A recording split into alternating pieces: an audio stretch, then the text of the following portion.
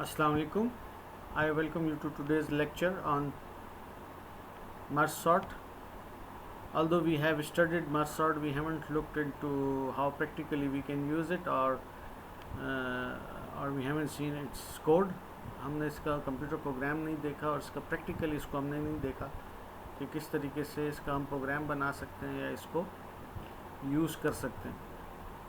तो right side window पे जो है आपके पास मर्ज सॉर्ट का एल्गोरिथम है जो कि हम ऑलरेडी स्टडी कर चुके हैं, जबकि लेफ़्ट साइड पे आपके पास उसका कंप्यूटर प्रोग्राम है। ठीक है, तो इसी तरीके से इस पे हमारे पास एल्गोरिथम होंगे इस विंडोज़ पे, और लेफ़्ट साइड पे आपके पास प्रोग्राम होंगे। ठीक है, और यहाँ से हम स्लाइड्स को आगे पीछे करेंगे। सबसे पहले जो है हम मर्ज की कॉल को देखते हैं। मर्ज की कॉल क्या करती है, आपके पास जो दो अरेज बनती हैं उनको इकट्ठी करती है, उनको मर्ज करती है, उसको सॉर्ट करके एक अरे में डालती है। ठीक है, तो उसको ज़रा देख लेते हैं इस फंक्शन। तो ये आपके पास उसका एल्गोरिथम है और उसको हमने यहाँ पर इम्प्लीमेंट किया है। ये है आपके पास मर्ज का फंक्शन, ये बना हुआ है यहाँ पर। यहाँ से वो स्टार्ट हो रहा है, यहाँ से आपका मर्ज का फंक्शन स्टार्ट हो रहा है इस ब्रेसेस से, और ये नीचे जाके यहाँ पे ख़त्म होगा। ठीक है, तो ये आपके पास फंक्शन है। उसी तरीके से आपके पास ये जो हमने अरेज को कॉपी करने के लिए दो वेरिएबल्स बनाए थे n1 और n2, वही आपने यहाँ पर दोनों डिक्लेयर कर दिए। ये आपने कंप्यूट कर दिया n1 और n2 जैसे कि हमने यहाँ पर लिखा हुआ है। उसके बाद वो आपको कहता है कि दो अरेज बनाएं L और R, लेफ़्ट और राइट अरे हमने बनाई।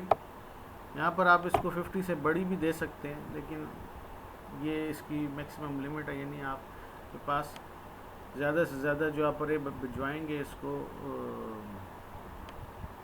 मर्जिंग के लिए वो 100 की होगी। ठीक है, क्योंकि 50-50 साइज़ है। ठीक, बल्कि 1 और 99 अगर आए, नहीं बल्कि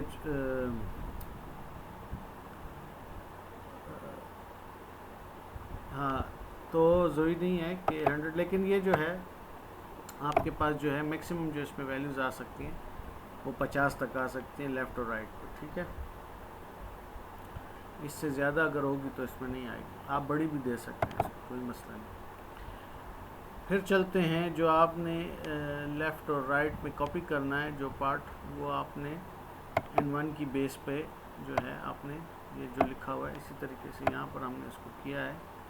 n1 की बेस के ऊपर आपने अपना जो अरे का हिस्सा है वो आपने लेफ़्ट अरे में कॉपी किया है। इसी तरीके से राइट अरे में फिर राइट पार्ट कॉपी किया है। ठीक है, ये हो गया। उसके बाद यहाँ पर अगर आप देखें तो इन्फिनिटी यूज़ हुआ, यानी इतनी बड़ी वैल्यू तो होगी नहीं, इनसे छोटी होगी, तो इसलिए हमने लिमिट देने के लिए इन्फिनिटी यूज़ किया था। यहाँ पर हम इन्फिनिटी तो नहीं दे सकते, तो मैंने 1000 यहाँ पर डाल दिया है।